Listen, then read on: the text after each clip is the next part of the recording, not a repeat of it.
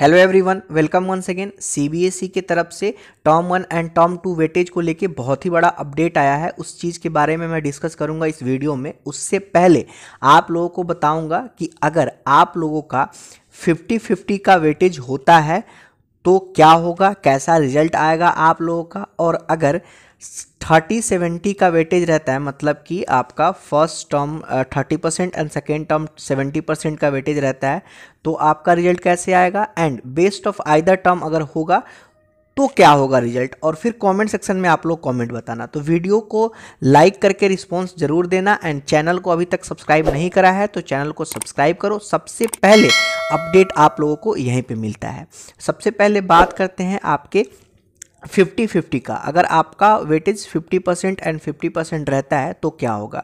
आपका जो है 2 टर्म में एग्ज़ाम हुआ, टर्म 1 एंड अगर आपने टर्म 1 में 40 में से 10 मार्क्स ऑब्टेन करा, आपने टर्म 1 में से अगर आपने 40 में से 10 मार्क्स ऑब्टेन करा एंड टर्म 2 में आपने आउट ऑफ 40 अगर आपने 30 मार्क्स ऑब्टेन करा, तो सबसे पहले टर्म 1 का अगर 50% निकाले 10 मार्क्स का, तो 10 मार्क्स का 50% कितना हो जाएगा, तो 5 नंबर होगा, मतलब 5 मार्क्स आएंगे आपके।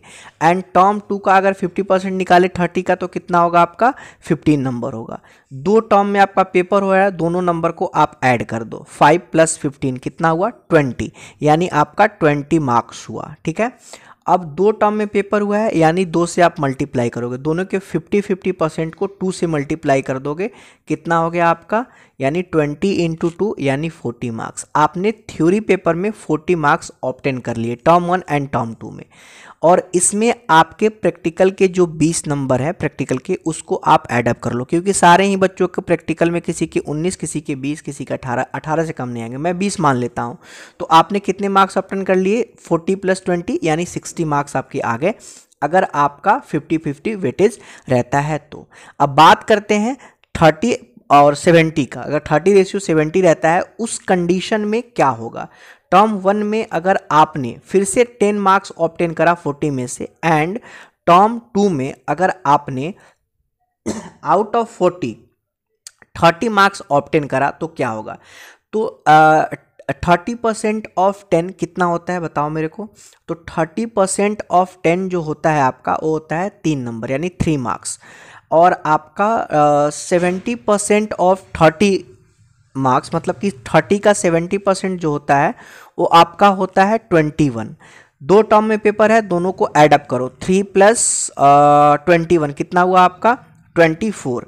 2 टर्म में एग्जाम हुआ, यानी 24 को 2 से मल्टीप्लाई करोगे आप, तो 24 को 2 से मल्टीप्लाई करोगे 48, यानी आपने 48 नंबर ऑब्टेन करे थ्योरी में। अब प्रैक्टिकल के मार्क्स अगर आप ऐड कर दोगे 20, तो आपके हो जाएगा 68। यानी अगर आपका 10 नंबर आप लाते हो फर्स्ट टर्म में और 30 लाते हो सेकेंड टर्म में, और जिसमें ज़्यादा नंबर है उसका वेटेज अगर ज़्यादा रहता है, यानी आपका मार्क्स बढ़ जाएगा। जैसे कि आपने देखा 50-50 पे कितना आया था आपका, तो 50-50 पे आपका आया था 60 नंबर, बट 30:70 में कितना आया आपका, तो आपका 68 नंबर आया। तो बिल्कुल अगर आपका बेस्ट ऑफ आइदर टर्म होता है, तो जिस टर्म में आप ज़्यादा स्कोर करोगे, अगर आप टर्म 1 में ज़्यादा स्कोर करते हो, टर्म 2 में कम स्कोर करते हो, और बेस्ट ऑफ आइदर टर्म होता है, यानी आपका मार्क्स बढ़ जाएगा। अगर आपका 50-50 रहता है, तब भी आपका मार्क्स कम होगा। 30:70 फिक्स हो जाता है, मतलब फर्स्ट टर्म का 30 और सेकेंड टर्म का 70, तब भी आपका मार्क्स कम होगा। क्यों कम होगा, क्योंकि बहुत ऐसा सब्जेक्ट है जिसमें फर्स्ट टर्म का एग्ज़ाम अच्छा गया है, बट सेकेंड टर्म का थोड़ा आपका एग्ज़ाम खराब चला गया है। तो मैं यही बोलूँगा आप लोगों से कि कमेंट सेक्शन में आप लोग अपना सजेशन, अपना राय दो क्या होना चाहिए। उससे पहले मैं बता दूं, संयम भारद्वाज सर ने, एग्जामिनेशन कंट्रोलर जो हैं, उन्होंने स्कूल के प्रिंसिपल से राय मांगा था टर्म 1 एंड टर्म 2 वेटेज को लेकर के, कि आप लोग बताओ कि हमारे को टर्म 1 एंड टर्म 2 में वेटेज कितना रखना चाहिए।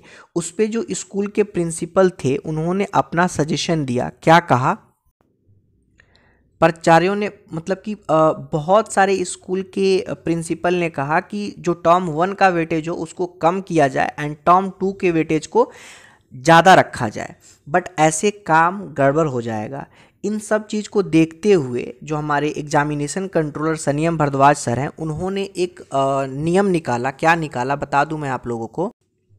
पॉइंट नंबर 7 देखिए क्या कहता है।